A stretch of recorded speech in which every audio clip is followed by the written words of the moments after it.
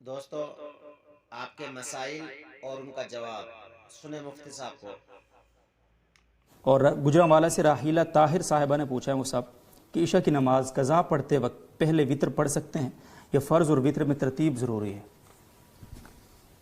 بسم اللہ الرحمن الرحیم۔ فرض اور وطر میں ترتیب ضروری ہے، فرض پہلے اور اس کے بعد وطر، کیونکہ وطر یہ سنن بعدیہ کے حکم میں ہے، اس کا مقام یہی ہے۔ اگر اس کو پہلے ادا کیا گیا تو اس کا اعتبار نہیں، یہ وہ لغو شمار ہوگی، وہ کیونکہ اس کو ہم نفل بھی نہیں کہہ سکتے، اس لیے کہ 3 رکعت نفل نہیں ہوتی، تو دوبارہ اس کا اعادہ ضروری ہوگا اگر فرض سے پہلے وطر ادا کی گئی ہے، اور یہ ترتیب ضروری ہے۔ جی بہت شکریہ جی مصعب۔ مفتی طارق مسعود صاحب ابو عفان صاحب جدہ سے پوچھ رہے ہیں، اگر کوئی شخص ایسے وقت میں جماعت میں پہنچتا ہے کہ پہلی صف مکمل ہو چکی ہے، اب یہ درمیان سے دوسری صف بنائے یا شروع سے؟ صف درمیان سے امام جہاں کھڑا ہوتا ہے نا، تو امام کے پیچھے سے صف شروع ہونی چاہیے، کنارے سے نہیں شروع ہونی چاہیے۔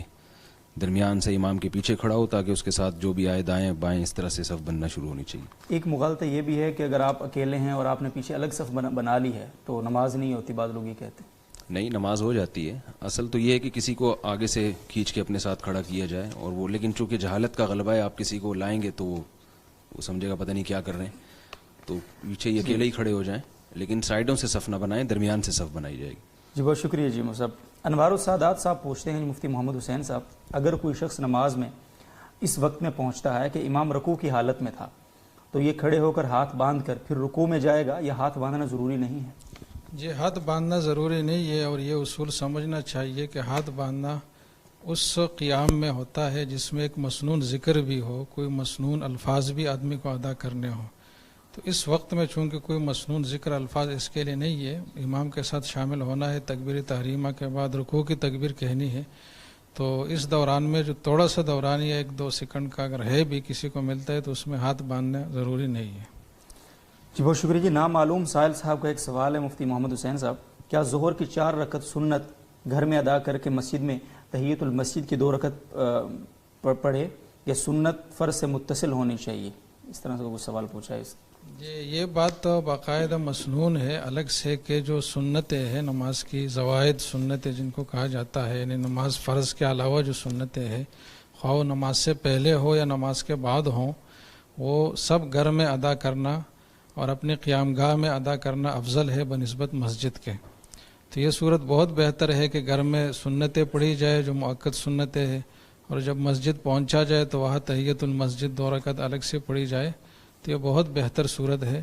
لیکن اگر کسی نے وہ سنتیں گھر میں نہیں پڑھی اور مسجد میں ہی پڑھی تو بھی گنجائش ہے، کوئی گناہ اس کو نہیں ہوگا، اور اس میں یہ کوئی زیادہ باعث ثواب نہیں ہے کہ فرض کے متصل پہلے پڑھی جائے سنتیں، بلکہ وقت داخل ہونے کے بعد کسی بھی وقت یہ پڑھی جا سکتی ہے، فرض سے پہلے پہلے۔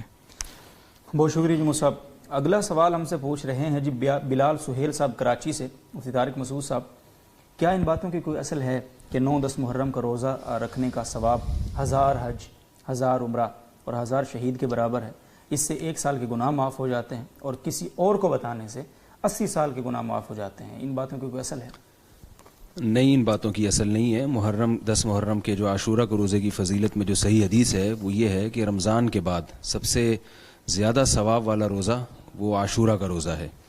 جو صحیح روایات ہیں اس میں اتنی فضیلت ہے کہ وہی ہمارے لیے کافی ہے، اس کے علاوہ اپنی طرف سے روایات گھڑنا اور اس کو تڑکا لگانا، اس میں مسالہ لگانا، یہ جائز نہیں۔ جی بہت شکریہ جی۔ یہ عاشورہ کے حوالے سے ایک اور سوال ہے آپ ہی سے، فقی فاروقی صاحب پوچھتے ہیں، غالباً دہلی انڈیا سے یہ سوال کر رہے ہیں، کیا صرف یوم عاشورہ کا روزہ رکھا جا سکتا ہے؟ نبی صلی اللہ علیہ وسلم نے، جب آپ کو علم ہوا کہ یہودی 2 روزے رکھتے ہیں، یہودی صرف عاشورہ کا روزہ رکھتے ہیں، تو آپ صلی اللہ علیہ وسلم نے اہل یہود کی مشابہت تاکہ نہ ہو تو حکم دیا کہ 2 روزے رکھے جائیں۔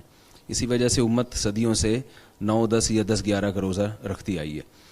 لیکن آج علماء کی ایک بہت بڑی جماعت کا موقف یہ ہے کہ چونکہ اب یہودی یہ روزہ نہیں رکھتے، لہذا 2 روزے رکھنے میں، 1 روزہ رکھنے میں یہودیوں سے مشابہت نہیں ہے، تو چونکہ اس حکم کی اب علت ختم ہو گئی ہے تو اگر کوئی 1 روزہ بھی رکھ لے گا تو یہ بھی جائز ہے۔ افضل یہی ہے کہ حدیث کے ظاہر پر عمل کیا جائے، 2 روزے رکھے جائیں، ویسے بھی روزے 2 ہوں گے تو ظاہر ہے 2 کا ثواب ملے گا۔